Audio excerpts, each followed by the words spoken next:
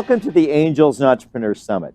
I'm Mike Ward, and joining me for this historic event are Robert Herjavec and Neil Patel. Gentlemen, welcome. It's a pleasure. Glad to be here, Mike. For hundreds of years, a secret market has existed where the wealthy and powerful gain privileged access to the most lucrative business deals the world has ever seen. And in doing so, they changed the course of human history.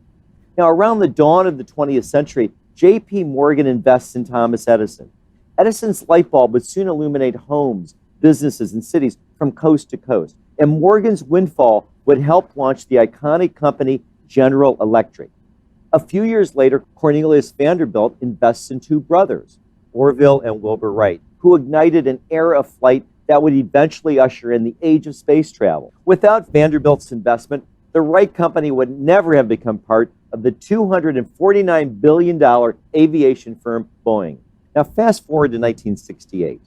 Using this secret market, Silicon Valley pioneer Arthur Rock invests $10,000 in a little-known startup. It was developing the processors that would transform personal computing. That startup, it was Intel, and Rock's investment made him a billionaire.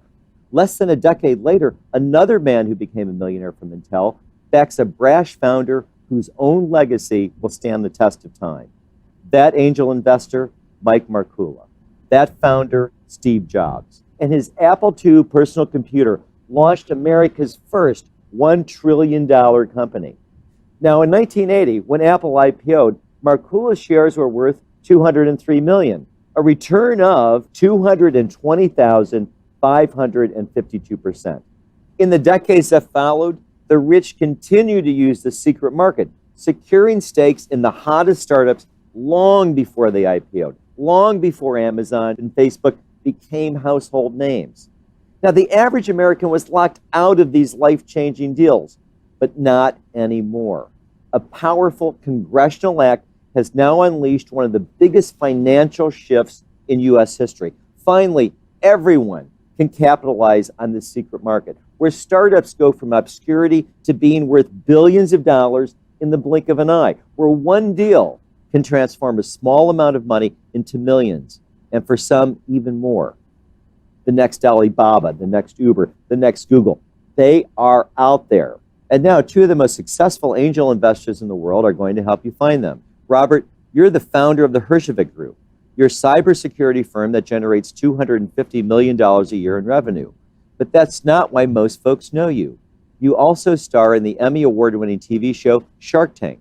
Unbelievable, isn't it? Never in a million years do we think a show about angel investing would become such a hit. It's pretty clear that you tapped into something. I mean, people have wanted to get a glimpse inside this world of angel investing. It's exciting, a little mysterious.